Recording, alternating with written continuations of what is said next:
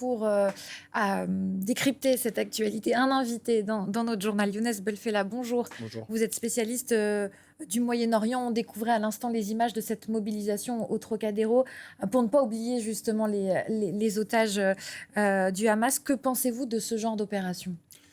Je le comprends parfaitement parce que tout à fait, on est face quand même à une angoisse terrible. C'est des familles qui ont vécu quand même un drame depuis plus de 3 mois. Ce genre de manifestation, c'est presque chaque jour en Israël, donc Mm. ça continue toujours. On sait parfaitement la complexité de cette guerre. On a eu quand même un petit peu d'optimisme quand on a vu la première vague, on va dire, Fin de novembre. fin novembre, des otages qui ont été libérés. Maintenant, bon voilà, il y a quand même un petit espoir par rapport aux négociations qui se déroulent aujourd'hui. Bon, la dernière info, c'est New York Times qui a cité quand même qu'il y a des négociations par rapport à la libération d'une centaine d'otages en contrepartie de quelques, bien évidemment, prisonniers palestiniens, avec aussi 30 jours de cessez-le-feu et également de possibilité d'avoir 60 jours. Donc c'est un petit peu C'est ce qui est l'espoir en qu'on train garde de se actuellement. négocier actuellement. Voilà, mais c'est des négociations qui vont être bien évidemment très très compliquées vu la situation actuellement dans la bande de Gaza, qui est une situation sur le plan humanitaire Mm. catastrophique et également chaotique. Il faut juste voir les images qui nous viennent de Khan Younes et de reste de la bande du Gaza. Du Sud. Et on comprend parfaitement qu'il y a aussi bien évidemment un sentiment, même en interne d'Israël, contre le gouvernement de Benjamin Netanyahou, dont on sait qu'il est en train de chercher à faire durer cette guerre pour sa survie politique. Justement, je voulais vous interroger sur l'état d'esprit en Israël de l'opinion publique. On a vu notamment une manifestation hier dans plusieurs villes en Israël pour demander le retour des otages, mais également pour demander des élections anticipées.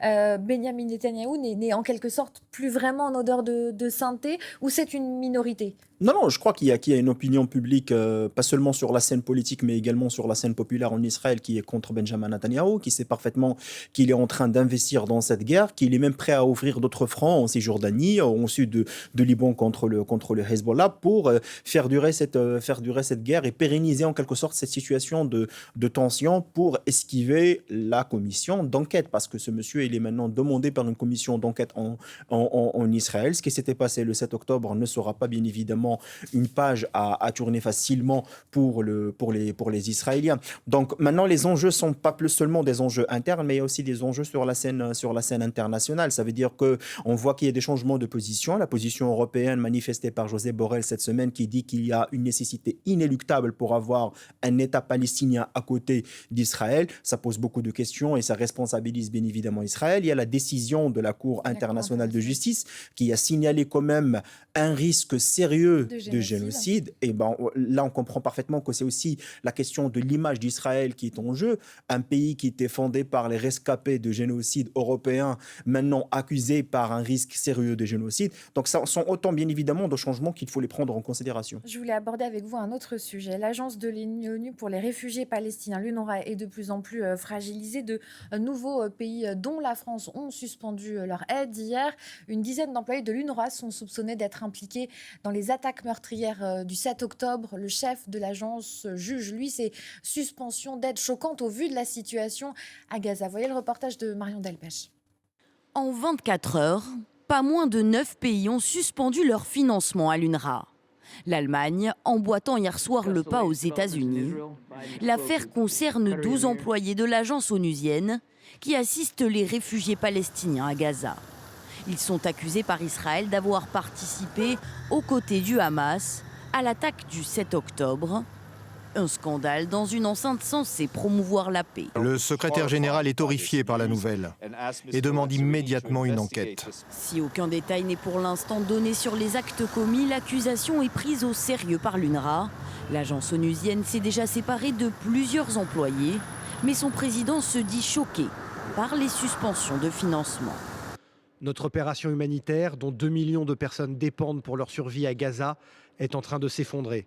Les Palestiniens de Gaza n'avaient pas besoin de cette punition collective et supplémentaire. Cela nous entache tous. Israël a promis d'en finir avec l'UNRWA, toujours financée par l'Union européenne, la Suisse ou l'Irlande, qui préfèrent attendre plus de transparence avant de prendre leurs décisions. Younes Belfella, la suspension des aides pour l'UNRWA, ça veut dire quoi concrètement pour Gaza?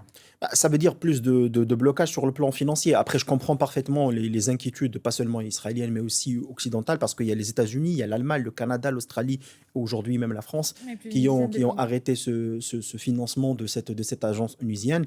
On sait parfaitement son importance. C'était en Elle quelque vient en sorte. aide à 2 millions, près de 2 millions de personnes en ce Oui, moment. mais et c'est en plus, ça représentait pour les Palestiniens un État parallèle parce que tous les actions, on va dire, sociales et sociétales se font grâce à cette agence. On avait quand même beaucoup de crédibilité par Mm. rapport à cette agence. Là maintenant, la question qui s'impose, c'est quelle est l'alternative? C'est-à-dire, est-ce qu'on peut compter sur d'autres ONG qui peuvent avoir des liens aussi avec un financement de terrorisme? Maintenant, vraiment, ça sera vraiment un grand scandale sur le plan international si la commission d'enquête actuelle fait accuser clairement l'UNRWA par un financement de djihadisme et de terrorisme dans la bande de Gaza. Parce que là, quand même, c'est la crédibilité d'une grande institution internationale qui est en jeu. Et les soupçons, bien évidemment, l'alerte en fait, donnée par Israël, ça fait quand même des années, même avant le 7 octobre, qu'Israël a une position de soupçon Mais c'est contre, confirmé par les contre États-Unis, l'UNRWA. Et là visiblement. maintenant, c'est visiblement pas seulement par les États-Unis, mais par autant de pays occidentaux qui sont contre cette agence. Merci beaucoup, Younes Belfella, d'avoir été avec nous. Je rappelle que vous êtes spécialiste du Moyen-Orient.